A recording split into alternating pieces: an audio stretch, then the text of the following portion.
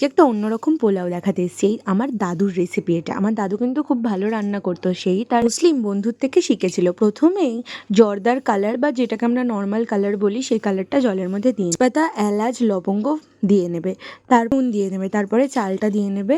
চালটা সেদ্ধ হয়ে যাওয়া অবধি ওয়েট করবে। সেদ্ধ হয়ে গেলে একটা চিনির শিরা করে নেবে কড়াইতে। তারপরে পোলাওটা গড় দিয়ে এর মধ্যে চিনির রসটা দিয়ে দেবে। তারপরে একটা কড়াইয়ের মধ্যে ঘি দেবে। ঘিয়ের মধ্যে দারচিনি, এলাচ, লবঙ্গ, তেজপাতা, কাজু, কিশমিশ ভেজে নেবে।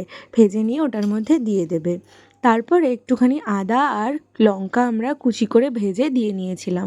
তারপরে একটু মিঠা আতর দেবে, এক ফোঁটা মতো দেবে, বেশি কিন্তু দেবে না, তাহলে কিন্তু অনেক গন্ধ বেরোবে। পরে ঘি দিয়ে নেবে। আর এই পোলাওয়ের যেটা মেন আকর্ষণ সেটা হচ্ছে মুতি। ঠিক আছে, মুতিটা কিন্তু আমরা বাড়িতে করিনি, আমরা কিনে এনেছিলাম। এটাকে নিকুটিও বলে, তোমরা মিষ্টির দোকানে পেয়ে যাবে। এটাকে গোল শেপ করে ভেজে রসে ডুবিয়ে বানিয়ে নিতে পারো মুতি। কিন্তু এখানে কিন্তু গোবিন্দভোগ চাল ইউজ করেছিলাম। এই পোলাওটা কিন্তু পুরোটাই গোবিন্দভোগ চালেরই হবে। মিষ্টি মিষ্টি ঝাল ঝাল কিন্তু দারুণ লাগে এই পোলাওটা খেতে। একবার বা নিকুটিটা ভেঙে দারুণ লাগে। তোমরা যদি আগে কোনোদিন এরম পোলাও না খেয়ে থাকো, একবার বাড়িতে অবশ্যই বানিয়ে জানি। নিরামিষ আমিষ দিলে কিন্তু দারুণ যায়, একবার খেয়ে